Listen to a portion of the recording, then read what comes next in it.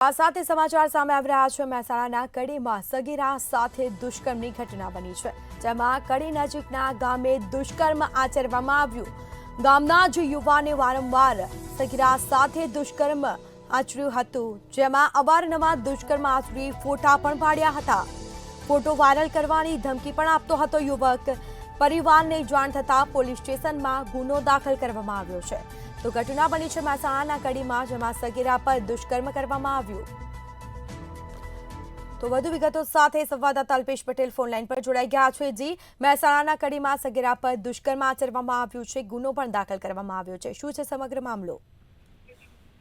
સ્મિતા, ચોક્કસ જણાવ્યું, કડીના અકોલ ગામની અંદર સગીરા ઉપર દુષ્કર્મ કરવામાં આવ્યું છે। ગામના જ યુવાને સગીરા પર સાથે વારંવાર દુષ્કર્મ આચર્યું હતું અને સગીરા સાથે અવારનવાર દુષ્કર્મ આચરી ખરાબ ફોટા પાડ્યા હતા અને સગીરના ખરાબ ફોટા વાયરલ કરવાની ધમકી આપતો હતો અને વારંવાર દુષ્કર્મ આચરતો હતો અને હાલ તેના લઈને બાવલુ પોલીસ સ્ટેશનમાં ફરિયાદ પણ નોંધવામાં આવી છે અને પોલીસે વધુ તપાસ કરી છે। જી બિલકુલ, તમામ જાણકારી આપવા બદલ આપનો આભાર। તો આ સાથે ફોટા વાયરલ કરવાની યુવક ધમકી પણ આપતો હતો। પરિવારને જાણ થતાં જ પોલીસ સ્ટેશનમાં ગુનો દાખલ કરાવી તપાસ હાથ ધરવામાં આવી છે।